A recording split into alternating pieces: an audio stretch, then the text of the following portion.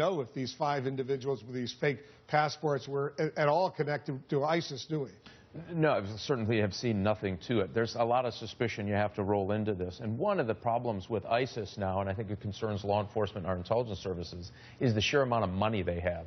So you can show up, if you show up in Nicaragua and you don't have bribe money, that's one issue. These folks are showing up with cash, with money, and that's the one thing that ISIS has been able to do, is take large sums of cash and move it around to move their people not only in Europe, but in this case, possibly in certainly Central America. Peter, we certainly heard that from President Hollande in his address today. He made the point that ISIS, unlike other terror groups, they've got a lot of cash. They've got oil. They've got gold. They've got a lot of money to throw around right now. They're very wealthy, and they could do stuff, bad stuff, with all that money.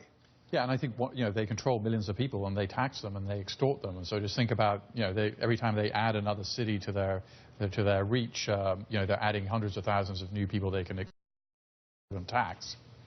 And that's a serious problem, because this is a wealthy terror operation with a lot of people and a lot of educated people, and moreover, a lot of military personnel who used to work for Saddam Hussein's military. Yeah, what'll be interesting now is whether the European countries stop their policy of paying ransom when their citizens get kidnapped by them. So a lot of the millions of dollars available to ISIS has actually come from European countries paying ransom in the case of hostages taken by them. So the whole world right now, and correct me if I'm wrong, Mike, is on a higher state of alert right now as a result of what happened Friday night in Paris. Oh, absolutely. And I'm sure that led, at least to some degree, to these passport controls working in a place like Honduras, where they showed up with Greek passports. Obviously, that's going to raise a level of suspicion, and a good interviewer can get to the bottom of that pretty quickly, that passport is not jiving with what that story is. I assume Honduras